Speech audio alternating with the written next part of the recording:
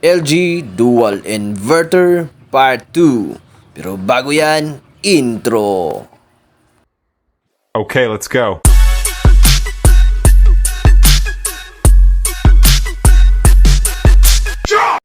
At makalipas nga ang 2 oras, Parang may naamoy ako hindi maganda.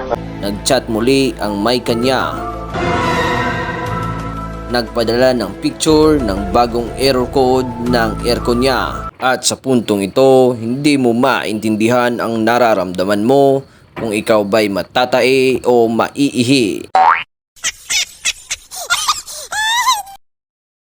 At syempre pa, hindi natin aatasan yan. Kaya karakaraka nating binuksan upang masimulan ang ating operasyon.